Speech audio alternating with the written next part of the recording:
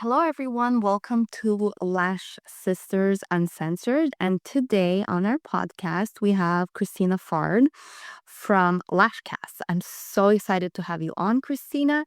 Tell me everything. Every I want to know.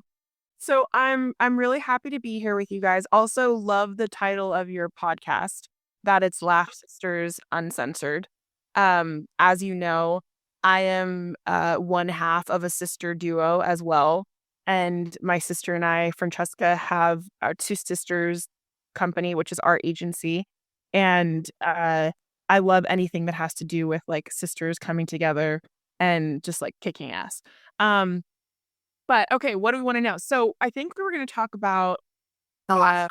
Lash Cruise, right? So this was such a cool experience. Thank you so much. You were our education sponsor, and you came on and you did a lash lift class with us.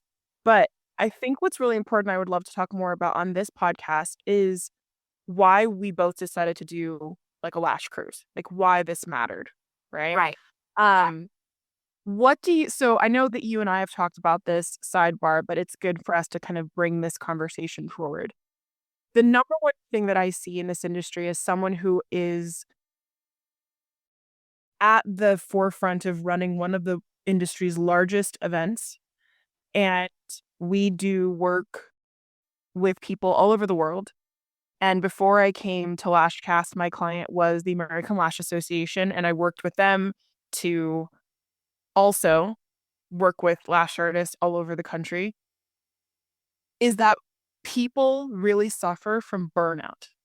Burnout is maybe the most dangerous thing we don't talk enough about in this industry.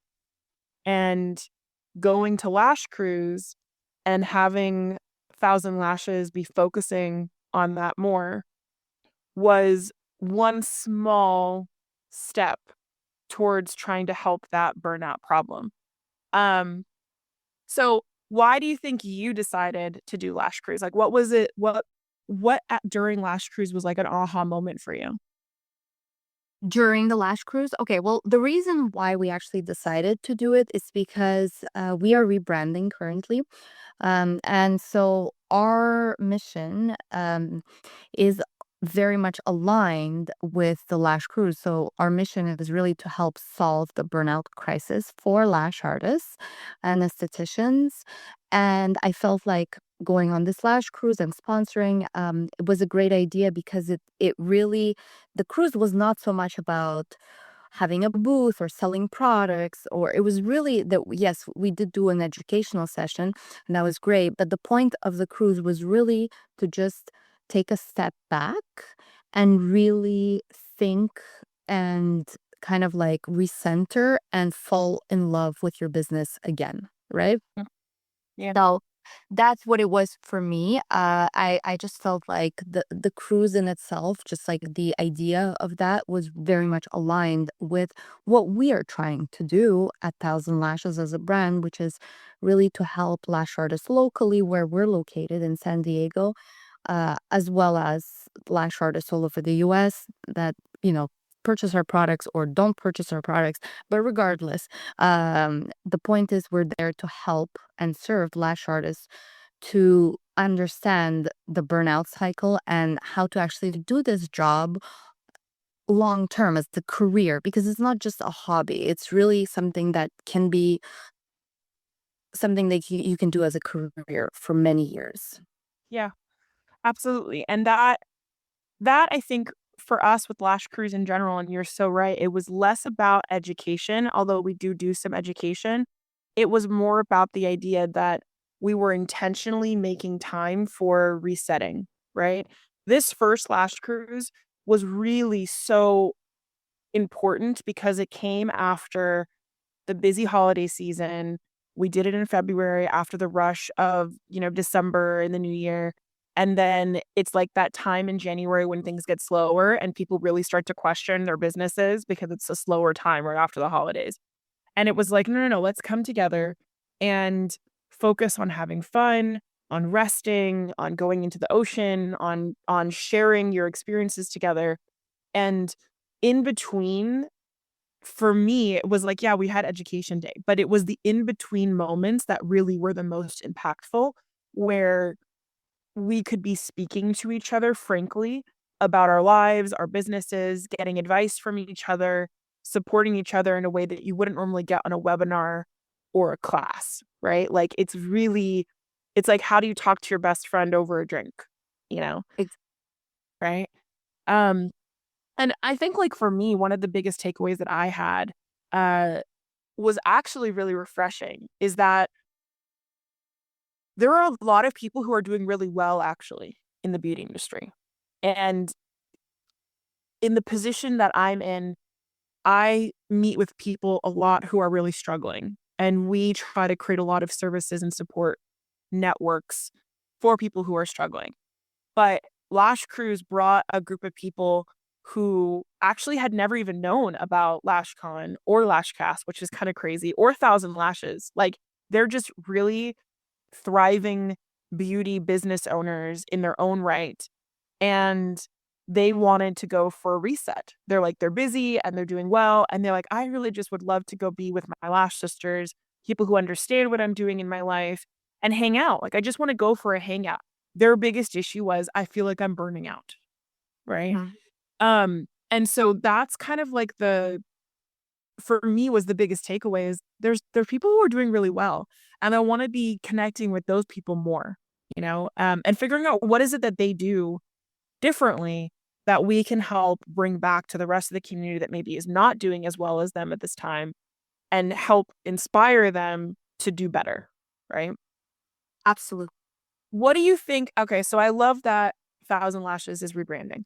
Um, I think that it's going to be so cool to see your guys' new booth at LashCon and see all the new products. And I love the idea that you guys are focusing on burnout. What is one of the things you guys are doing soon? And I'm kind of leading you on into this because I know the answer already. But what are one of the things that you guys are doing to help with this problem in your local area?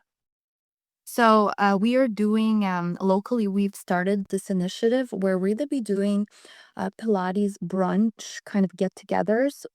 Again, small groups, not like a massive like 200 people get together, but it's gonna be like 30, 35 people to start. And it's like in a beautiful location in San Diego, and we're just doing a Pilates class.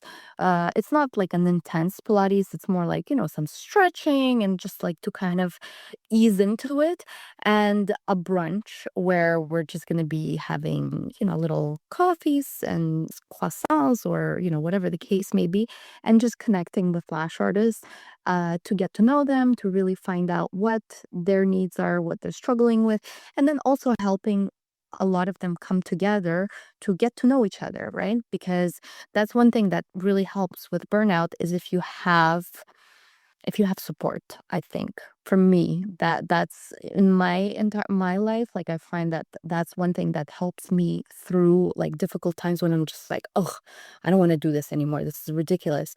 And then if I have the support during those times, I'm able to get through it. So I think that's why we're doing it.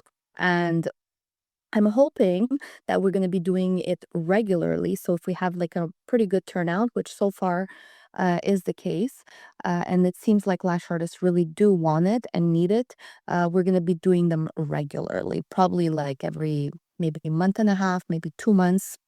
Mm. So I'm really excited about that. I love that. And um I know that if you guys are watching this podcast, this will be some tea for you. But that Lash Cast is also coming out with something called Lash Cast Adventures. And that we want to be partnering with you guys to do some mental health retreats and things like that that fall in line with this theme of doing things where yes, we can talk about business potentially, we can talk about technique, we can be there to help service whatever it is that you may need in the moment, but the primary function is your mental and physical well-being, right? Like it's the stuff that we don't necessarily really invest in, we don't really pay attention to because everyone's always so busy surviving that somehow taking care of yourself becomes the last thing you do, right? Um, and you and I both know that is a recipe for disaster. Um, particularly like yesterday, I know Galena knows this. Yesterday, I took a day off and I was just like, I am not available. I was not online. I tried to like not be on my phone, which was hard for me because I'm like doom scrolling right now, the news. Um, but like I really tried to just be like, okay, yesterday was a mental health day. And I think a lot of women feel very guilty to do that. I know I did. I felt guilty. I was like, I have too much to be doing to be taking this time off right now. Um, but it was so needed in order to able to come back and be like, okay, like it's all, you know what I mean? Like you just sometimes you need to take a break. And from a neuroscience standpoint, which is kind of like where I've nerded out in my career, um, there is a biological scientific foundation that supports this. There is an evidence-based argument that says that if you were to rest, you can reprogram your brain to be at a higher functioning level that allows you to make more money and show up differently in your business. So, us stressing through and being anxious through our work and kind of like burning through actually in the long run will make us less money and make us ugly too. And bitchy. And bushy, ugly and bitchy, Like, ugly. can you imagine, like, you're a lash artist and, like, you have to service clients and, like, this is what they're getting?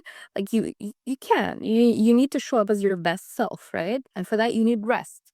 Yeah, you absolutely need rest. I think also because I mean, Lash Cruise. So we definitely be doing Lash Cruise again. I actually think we might end up doing 2 Lash Cruises a year because we want to Mhm. keep it a small group. But Lash Cruise on its own, again, it's the little moments in between. It's like being able to go and rest and be in the water and be together. Just have like someone who you can say, I understand what you're going through. This is what I did, or just to hear you and just to hang out afterwards and be like, all right, cool, we're the same. Somehow you leave feeling really refreshed and inspired. But beyond like what you guys are doing with, Pilates meetups and doing more community events and just like trying to get people to connect in real life together, which is I think what we realized too with Lash Cast Adventures is we want to partner with brands like Thousand Lashes to go do more things with people in person, like in-person connection where it doesn't necessarily have to be a 4-day LashCon conference. It can just be like an afternoon, a day, whatever, where you're just connecting matters so much to people right now. It really, really matters. Um, but beyond all of that, I wanna ask you, like so we might as well just, like, let's talk about it. Let's talk about the tea. So, there's been a lot of crazy stuff happening in the lash industry in the last year or so, and I think probably for the last couple of years. Um, Mhm. and going along this theme of, like, I don't know, I guess mental health, right? And, like, burnout. How do you think lash artists should handle when they see things online that seems like drama, but they maybe don't know all of the details? How do they protect themselves mentally and emotionally from like absorbing all of that negative energy and like getting caught up in all the drama? Well, I could just tell you what I personally do, and it works really well for me. And essentially, what it is just not engaging. And I know sometimes it just feels like, ooh, this is juicy, and this is like, like tea, and this is and obviously, you want to, like, you really want to go and see him and, like, maybe go in the comments, but it's honestly really detrimental and it really does not help your mental health because even though it's not necessarily about you, if you're engaging in that energy, it kind of sucks you in, right? Uh, so essentially, that's personally what I do. If it's something negative, I just kind of stay away from it. For me lately, even just the news, like I can't even handle it because like if I scroll the news or I just get so anxious and then I can't like focus on what I need to do, which is like, pick up the kids or do work for the business or, be the leader that I need to be in order to keep the business going. Like I can't. So, what I do personally, I don't know if you have any advice of what No, you d. I think um like what you said is so important too. Just before I answer this, the idea of like I've been doom scrolling a lot. I was actually just on an IG live before I came on to do this podcast. and we were talking about anxiety, and we were talking about how a lot of these women who are lash artists are stopping what they're doing throughout the day sometimes and being like, is this even important? Like, I'm lashing right. What does this matter? Like in the scheme of things, when you hear the news and they're talking about these like crazy scenarios of like, supply chain disruption and no money and like it's World War III, crazy stuff is going on. And they're like, does what I do even matter? Why am I doing this? And an epiphany happened for me that I think could help with this for lash artists is that the lash artist function of doing your job, and this could happen for any job that you're doing. For me, for you, any job that we're doing. Number one, it's the only thing that we can actually control, right? What we can control is to show up for ourselves, our friends, our family, our clients, our businesses. That's what we can do to keep things moving forward. That's the first thing. The Mhm. second thing is that we have to remind ourselves that, especially if you're in a service-based business where you're like a lash artist, right? You're actually showing up to do service for the people that come to see you. And a lash artist, I hope you're hearing this, like if you offer your clients a luxury service, that might be their escape from reality. So when you have them come onto your bed or your chair or whatever, and you're doing their lashes or their brows or giving them a facial, you actually are probably helping them to feel better about what's going on in the world. You're showing up in a way that is unique because they are literally, that could be the only time that they get to actually rest and relax and reset. And also when they leave, they feel better about themselves because they're going to look beautiful.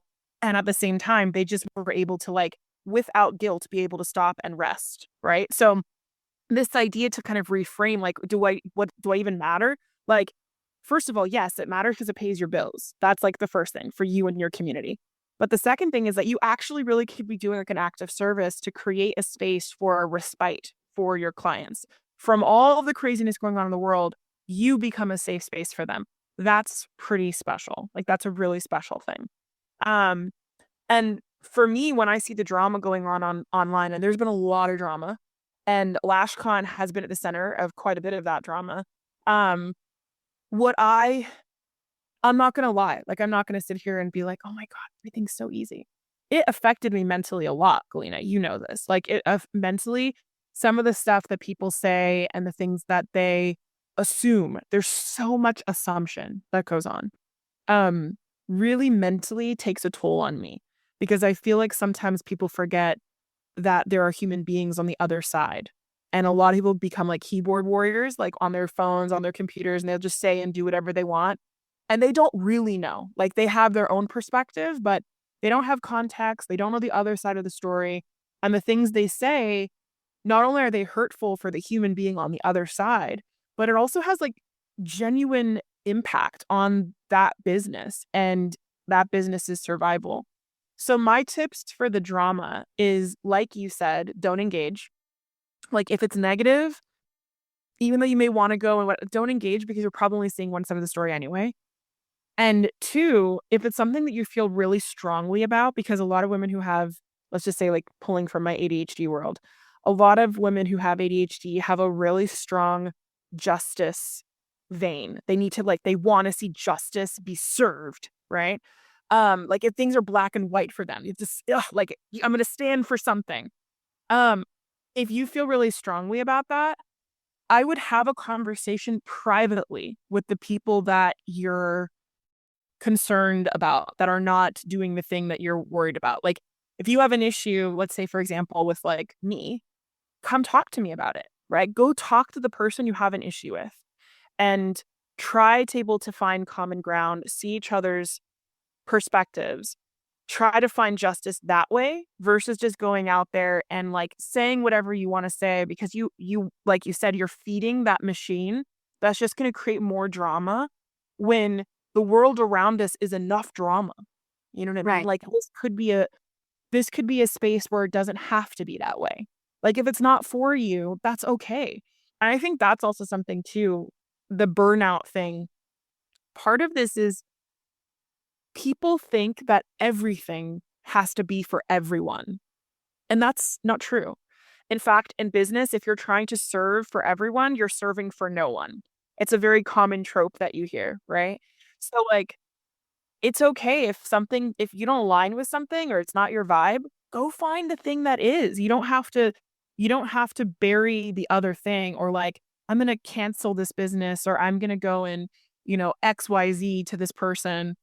Just go find the thing that you like, right? Because if you're going and putting out that negative energy, even if you feel like so righteous in your indignation and like you're serving justice needs to happen, you don't know this, but subconsciously that energy, that negative energy is attracting more negative energy to you.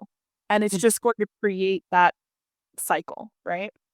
Bad vibes. I feel very, very strongly about that. Like, law of attraction, bad vibes or good vibes. Like if you come into work happy, bubbly, even though the world is very scary right now, you're Yeah. gonna attract more of that. Clients that are happy and bubbly, or things that good things that someone brings you a coffee, little things like that. Little thing. Yeah. Exactly. Whereas I find like if you're kind of in a bad mood and you're mad about this and you're mad about that, things that, like you have no control over, what are you going to attract into your business, into your life? Yeah. And so I want to take this a little deeper because and I feel like I'm interviewing you, so you can interview me, ask me whatever questions you want. But um, I feel like what you just said is so important around like law of attraction and whether you're faith based or you are energy like vibey, spirituality based, the same concept kind of is throughout, right? So whatever kind of tradition you come from, whether it's, a biblical tradition or it's a new age tradition, we all have a similar concept around positive energy in a weird way, right? So like people say like in the Bible you talk about watching your words.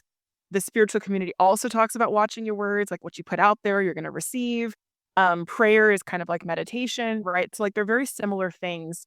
And one of the things that comes up a lot is if or at least for me, sometimes I think about this is like, okay, yesterday I was having a moment of like super anxiety and I had to force myself to just be like, I started smiling like an idiot. I was like, I'm just going to try this. And I just was like, I went outside and I was like, it's sunny. And I just tried to like make myself smile, And I started smiling and I was going around, I was smiling and I started humming because I know that like singing can also help your vagus nerve. And I was like, okay, I'm smiling and I'm singing. And I'm sure that if you were like to see me from the outside, I looked like a Looney Tune. Like I was completely oblivious. But it worked. It worked afterwards, and I was, like, forcing myself to smile. There were things that were happening in my brain. I started to notice things differently. At first, it was really uncomfortable, but I started to notice, like, it's like, it's really pretty and spring is here and the leaves are starting to come and, like, look how blue the sky is. Like, it was so stupid, but it worked. And I think what I wanna talk to you about is this idea that even if you come from trauma or if you come from a heavy past, that you can still choose in the present moment to reframe that and you can choose to work through some of those things. It may take a while, but you can choose to work through some of those things and find like a vein of positivity or happy, like trick your brain in a sense to like find a moment of relief, right? Um and so I don't know if you've ever been asked this question or if you've ever shared this before, but have you ever shared your background of like what it took for you and your family to go from where you guys were to where Thousand Lashes is today? Have you ever shared that story before? I think I have, but I could definitely share it again very fairly quickly. So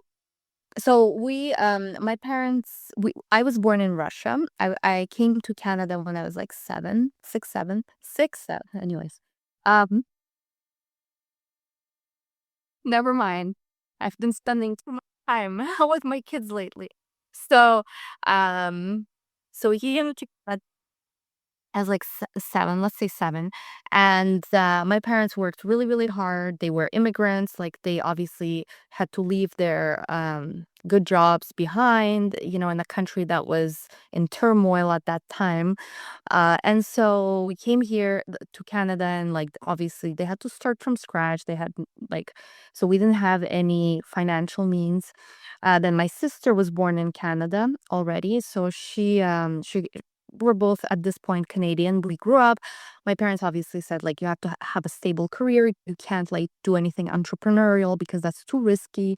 So I ended up becoming a nurse, and then my sister ended up studying to be a teacher. Okay, so those were, semi acceptable options. Obviously, our parents wanted either engineer or doctor or something, but they settled on nursing, which was fine with me. And then my sister, she loves kids, so she wanted to be a teacher. So anyhow, long story short, after that, I ended up moving to California because I got married, and then my husband got a job in California. I worked a little bit as a nurse here in California, and then I was like, you know what? Like, I'm not really fulfilled with that anymore. Like, I kind of don't feel the passion as much anymore. And I think it was like more or less burnout that was like, uh. And my sister started doing lash extensions, and so I saw how much passion I had for it. And I was like researching things late at night and finding suppliers for her to help her with her because she was doing trainings already fairly quickly. And then I was helping her to source products from suppliers and kind of test products. And then next thing you know, like we started selling lash products from our garage, which like I felt like a like a dealer, like I felt like a drug dealer, really. Like I had people who and my neighbors were starting to, because we had like a fairly good neighborhood, and we had like neighbors that were like, what the hell? Like I would have like, you know, guys come pick up lash glue for their girlfriends like late at night, and we would do like an exchange. And like my neighbors were like looking at me like, what the hell is she doing? Like, what is going on? This sketchy activities going on here, you know? So eventually, after a few complaints and letters to the HOA, we had to get our own warehouse. And so we've been here for the last, like, what, 5 years now, I would say, in the warehouse. So that's kind of my story. So the point is that it wasn't always easy. It was always like there was a lot of challenges. We weren't necessarily handed everything. Like, we come from an immigrant background. The hard work wise. Twice. So that's what I wanted to point out. It's twice. So you were an immigrant from Russia to Canada, first immigration story. Second Yeah. immigration is from Canada to the US. And people think that that's like, it's not that big of a deal. It's actually, there's a lot of like glaring changes, especially if you're coming from Canada to California. Like, there's a lot of differences in the way that like life moves. It's so different. So, so different. It is, but in my opinion, I think it was, like, more of like, when it's a positive change, it's not as hard, like, you get used to positive things and, like, good things very quickly.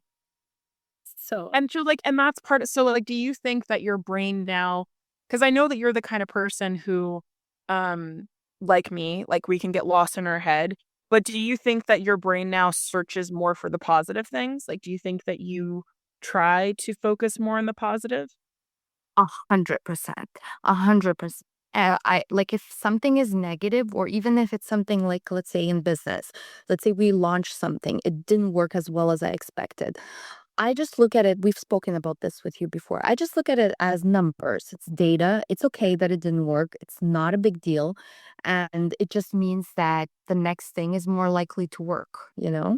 Um, and then the other thing I also don't do, to your point of what you were talking about before, it's like, let's say someone has completely different views than me on a certain topic or politics or religion.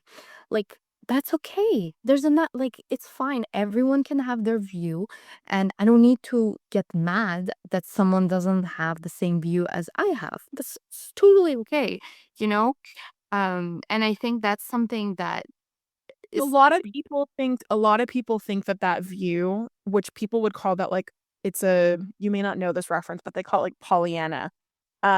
It's like this very like, oh, like we're so privileged to have that view because we're two white girls, basically, right? The idea that like, um, you can have your opinions and I can have my opinions. We can all have difference of opinions, but that we have that opinion because like we're privileged, able to be in an environment where our we don't like our the matter for us is not life and death.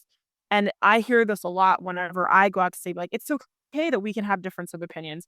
And people are like, oh yeah, easy for you to say.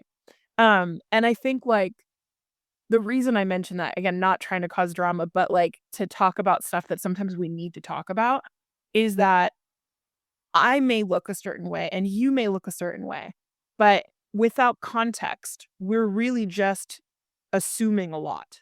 For example, like people could look at you and be like, her life is so easy. And then be like, well, actually, like I come from an immigrant background.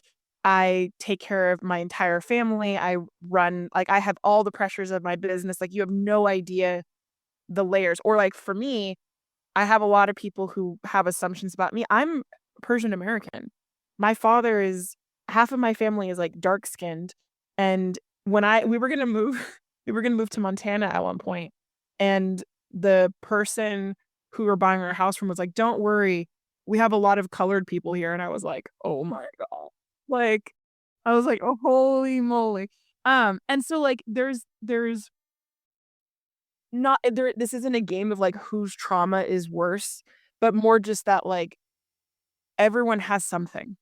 And so that invalidate a person's opinion or the statement of like, it's okay that we can all have different opinions, because if we're all chasing for like only the people with the most trauma are allowed to have an opinion, I don't want to live in that society, Yeah. Like what a stupid game to have to play. Right. Right. Because then you're just it's a race to the bottom. Who drinks bottom? And what do we win at the end? Yeah, exactly. As a company in the lash industry, talking about race to the bottom, like what do you see the future of the lash industry looking like in the next couple years? That's a very good question. I think about this a lot. Well, I first of all, I see first of all, it's evolving so quickly and it's changing so quickly. Just know like the trends that are coming up, the products that are in becoming more innovative, just like even the way that we work with suppliers, how quick they are to adapt and change, like the manufacturers, I mean, like certain things that were absolutely not possible even just 2 years ago are now possible. Like for example, we're changing our glue bottles and the shapes of the glue bottles. This would have been very, very difficult to do just like a year and a half ago, but now they're actually able to do it. So And I see them and they're so cute, guys. You can't. I'm so excited for you guys to see these new blue bottles. Okay, continue. Yeah, sorry. so cute. They have like this little round top. But like, things like that. So it's so interesting to see how I definitely think AI is gonna be a lot more integrated and a lot more lash artists are gonna be using it in the way for business, for marketing, for a lot of different things. I think that there's still a lot of pushback on that for now, because anytime something is new, there's still like a lot of hesitancy around it. But I definitely think that it's gonna get there because it's already here. It's not going anywhere. And then I also see like the UV lash systems are definitely going to get a lot stronger and a lot more companies are gonna come out with these products and a lot more lash artists are gonna be using them. So although that one like was kind of like not my favorite trend that I thought of in the past. I'm starting with all the research I'm doing. I'm really starting to see the benefits and the safety aspects of it. So I think likely we're going to be coming out with a UV system in the near future. Yeah. And definitely lash lifts. I think lash lifts are kind of becoming like very very central in the beauty industry. I think they're going to go really far, and I don't think they're going anywhere in the upcoming years. Yeah. I think I agree with you. Like UV, lash lifts, brow laminations, stacking services. Um, the the other things that I think is also going to happen more is collaborations. I actually think we're going to see a lot more collaborations between companies and individual artists. A lot more companies trying to have educators in all different places across the country. And a lot more of those kind of partnerships between lash artists and brands looking for people who to be like advocates for their brands. Another thing that I think is going to be interesting is more of the innovation around color lashes, and like different types of styles, like the anime styles. There's a bunch of different names for like the anime, like manhwa, or I saw Right. something the other day. Yeah, there's like there's something else. Someone just called it Medusa lashes. There was other Medusa lashes. And so like I think there's going to be a lot around just like the creativity, the spark of creativity coming back to, especially for women who are, uh, they serve as maybe a younger clientele or a more equity clientele who's willing to try different types of styles. Um, but I think that the important trend is that this industry is not dying, it's just contracting. Because I know I've seen a lot of businesses struggling. Um, and I think I've seen a lot of lash artists, like actual beauty businesses struggling, and some of them are exiting the industry because they don't have the ability to sustain. Either they're burnout or they're looking for like a period of time where they just want to like not have to be the fight of being an entrepreneur, which is fine.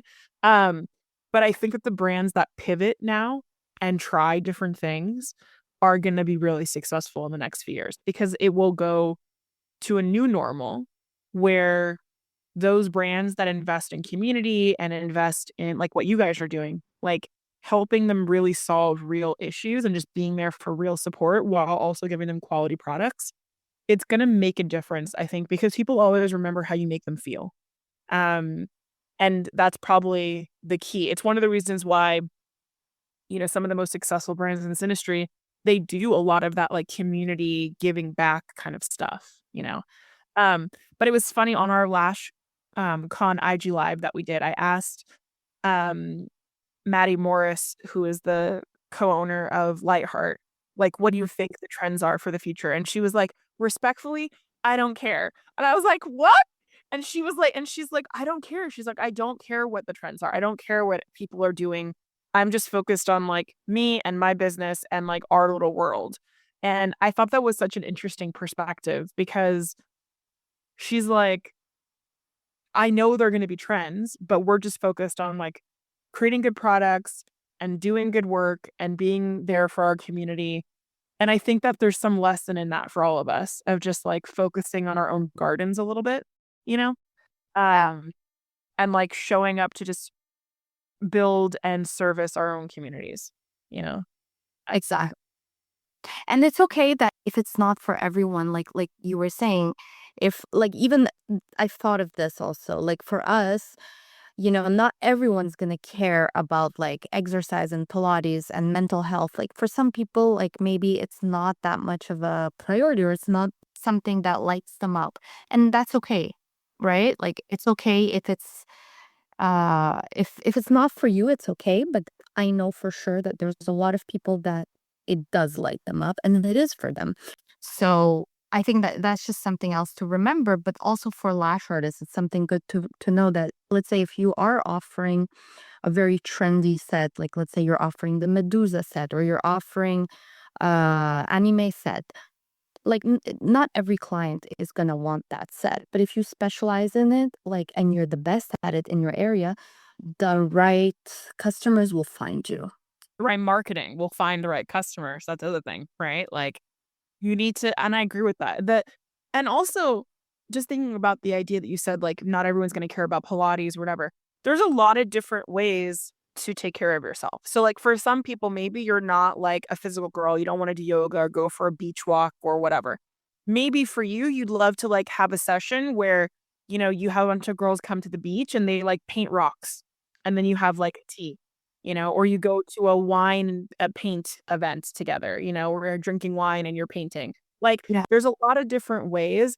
The most important part of it, and that's why we're doing Lash Cast Adventures and why we wanna partner with brands to do more of these type of experiential activities, is because it's not about the activity itself, it's about the intentional time spent doing things with your community that are not necessarily you in survival mode. You're not sitting there anxious about whether someone's gonna like your set or if you're gonna make a sale or if they're gonna like your product or if they're gonna like you're sitting present in the moment, truly just in the moment to enjoy the moment together, right? And we vastly underestimate how important that is for our nervous systems and our bodies. And those moments of rest, there is a compounding effect on our body's ability to run the marathon that is business, right? And I think people really forget that. I know I do. I'm horrible. I'm so the person who's like, do as I say, not as I do. Like I am horrible at this. Um, and it's something I really have to change this year because I can't keep, for me, spinning where I'm not like, okay, Christina, you need to sleep more. You can't be working late at night, as Galena knows, where I'm sending her random late night messages. Um, we have to be more. I do that too, right? And that's why it's like I feel like a hypocrite a little bit, like saying it and doing all these things where it's like, okay, but are you doing it? Like, am I doing it? No, I sometimes I don't. And so that's why I need But to that's be, also okay. But wait, but yeah. that's also okay. I'm glad that you said that because it's also okay for you to find the rhythm that works best for you. Because on the flip side of that is like, okay, maybe you know that you're going to work on something, you're going to do a little bit better. That's okay. At least you're being honest with yourself. You have the self awareness to know that. But the flip side of that is like, okay, I do better work at nighttime. So, like, Yeah. maybe that's also just the way that my brain works. And thank God I have my own business so I can do my work in the evenings. And that's also something that need to be really like transparent about. You became an entrepreneur so that you wouldn't have to work a 9 to 5. So if your business has become a 9 to 5 prison for you, you have the option to not make it that way. Like that's Yeah. the beauty of having your own beauty business or running your own business. You don't have to be trapped in a 9 to 5 because that's what society tells you have to do. You literally can do what you want. Like that's it makes the stress and the anxiety of being an entrepreneur worth it because you get to do what you want. You get to take a random Tuesday off and go take your kids to Disneyland. Like you can do whatever you want because it's your business. And that's the freedom of being an entrepreneur, you know? For sure. That I think that's one of the reasons that like I could never go back to doing 9 to 5. Right? Same. It's just because the high of that is very, very hard to get anywhere else. Yeah. It's so hard. And maybe that's also something for the burnout crisis is that people are when things get hard, they forget how hard it was to do the other thing. And I see Yes. a lot of girls who will go back to get a job, like a real job for a period of time, in quotes, guys, if you're just listening to me, I put real job in quotes, right? This idea that, going to get a 9 to 5 job at a company is going to be better in a lot of different ways. And you know what? It may be for a season, maybe for a little while, like you really enjoy your nervous system needs just to collect a paycheck every week. Every 2 weeks you're collecting a paycheck, and that gives your nervous system some much needed rest and reset. That's totally okay. But a lot of people that I've seen who go to do that will eventually come back to having their own business, having their own salon suites, doing their own stuff because the grass is not greener. And they realize if I have to choose my hard, I would rather choose the hard that I get to control more of my time. And they don't want to be in a situation where someone controls their days and they have to, they essentially, instead of having like an hour and a half where they have to make their client happy, they have to constantly be on and masking to make everyone around them happy from 9 to 5. And that's exhausting at the end of the day. You're like, no, thank you. I choose my hard. I'd rather be a business owner for sure. Absolutely. I would 100% agree with you. I see that all the time also. And then Yeah. when you mentioned about masking, I thought that was really important too.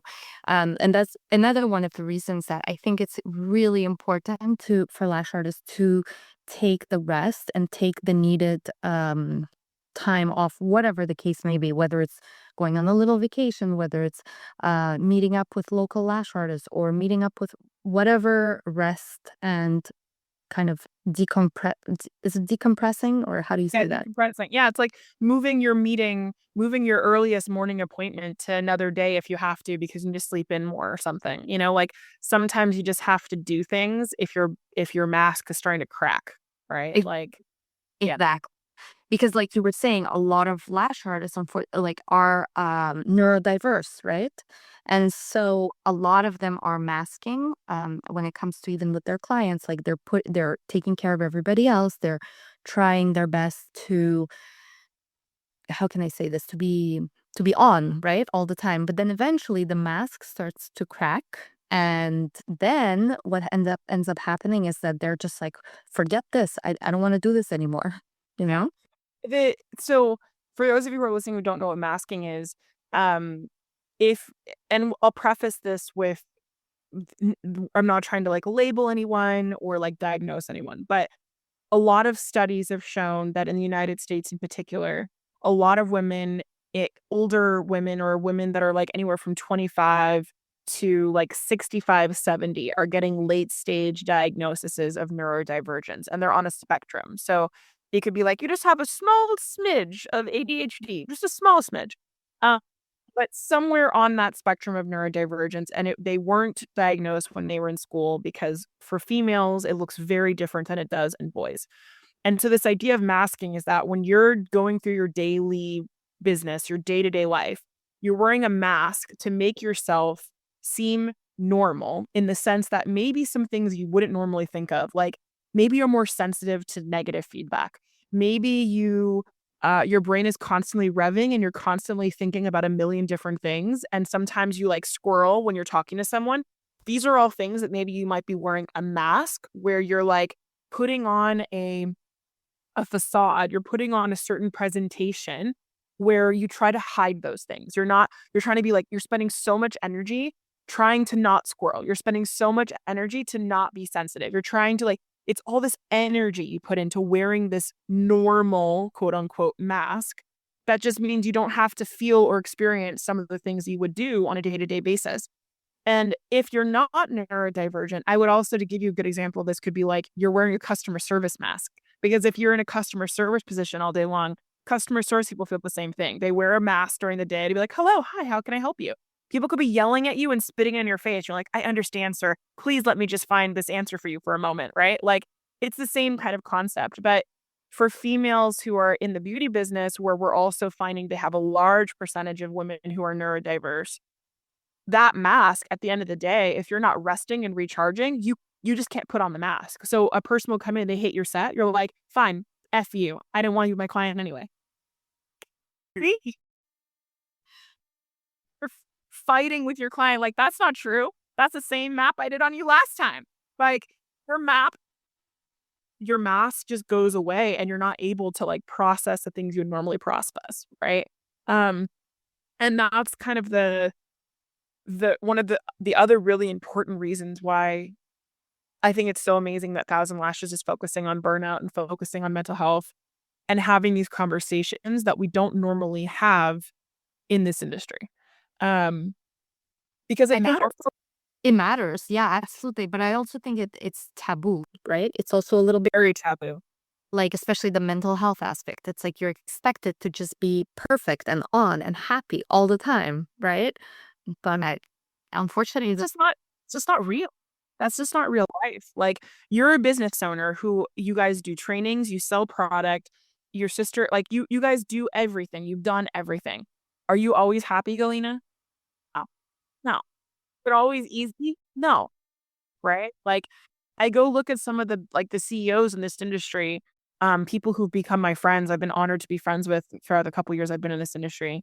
And they run big brands and I look at them and I'm like, if people saw day to day, like you have your bad days just like everybody else, yeah, you know. exactly. And Like the money, because I think a lot of people think like, oh, well, when I hit this number in my salary, I'll be happy then. Once my business hits like this amount, I'll be happy then. But I can promise you that is not the case. You will be exactly the same. So if you can't be happy with little, like you won't be able to be happy with even when the money comes, because the stress is just a different kind of stress and the problems are just different kinds of problems, but they're still there. yeah. And I get and I know people are gonna be like, oh, of course, that's what a privileged person would say. But let's be honest, guys. I look at I've looked at trends in this industry, just using this as an example, but also looking at CEOs and people from all different types of industries. The truth is that, as an example, nothing changes between you being a solo provider and the person who suddenly has 40 people, right? You're worrying about your insurance, let's say for one person. Now you have 40 people on staff, you're worrying for 40 people's insurance. Every decision that you make is not about trying to make that first million, it's about keeping up that $1 million a year just in salaries, right? Like it's it the as Galena said, it's your problems may be different, but you're still going to have that next what's the next thing, the next stress, the next anxiety. Does money make your life easier? Yes, absolutely. But it can also make your life just as complicated because then there's new problems, new things you have to try to keep up with, new things that are going to cost more money that in the past you weren't even thinking about. Like it's all to some extent a little relative, right? Yeah, exactly. I don't know. I worry sometimes that when people hear I worry sometimes that when I'm out, I say things too flippantly that like, just rest and things will be okay. Like, I'm not trying to say that it's easy. It's hard. It's even hard to rest. For me, it's definitely hard to rest. Yeah. To truly rest, right? To truly rest is very hard for me. Um, but it is easier if you like break all the time. Yeah, my brain doesn't shut off. Um, but it is definitely easier to accomplish your goals when you're not super dysregulated. And the only way to become regulated is to rest, is to align your if you're not able to rest, especially as women, like look at your hormones, look at your like what's going on in your body, look at like it's not as simple as like black and white, like take a nap and everything's gonna be fine. Like it's just not that simple. But I think the main message is, doing things like Lash Cruise, going with you guys to go do the Pilates meetups, or even in your own area, like going for a walk, taking time to just like sit in your room and listen to music that makes you happy, like take a bath, little things that take a hot shower, like simple things that you can do intentionally to try to just lower your cortisol levels and go from like 100 down to a baseline is is so needed no matter what you're doing in life, but particularly if you are a solopreneur or an entrepreneur, right? It's just it's imperative. And so I'm really happy that, you guys are doing this, you're doing the rebrand. What is the thing you're most excited for your rebrand? Honestly, I'm really excited about the reactions of like, the customers that have been buying us for years. We have some customers that are still with us since when we started, which was like, when we were selling lashes from our garage. Um, so I'm really excited because like obviously initially like the packaging wasn't like necessarily, super pretty. And so we've improved it over the years, but now the newer packaging, like I'm so excited about it because I just find that it looks so pretty, so like clean, so elevated. So I'm just really excited about the reactions of our current customers and our future customers and what they're going to think of the packaging. Are you nervous at all that some of those people won't like it? Not really, honestly. I am not nervous about it at all because it's objectively better, right? Oh, well, he's like, I'm not nervous. It's definitely better. Uh, but I mean, I think that there's still, at least for me, I would have a moment of like pause that it could be it's change, right? Anytime there's change, there's anxiety around change. And, there may be people who are in this industry who see this new packaging and be like, well, this brand doesn't resonate with me anymore the way that the other ones did. Um, how do you think what would be your like response to those people who feel like the brand doesn't resonate for them anymore? The thing is, like, we're trying to make it better. We're trying to make it more of who we are now rather than in 2018 when we just started in our garage. And then we're also trying to give back a lot more to lash artists.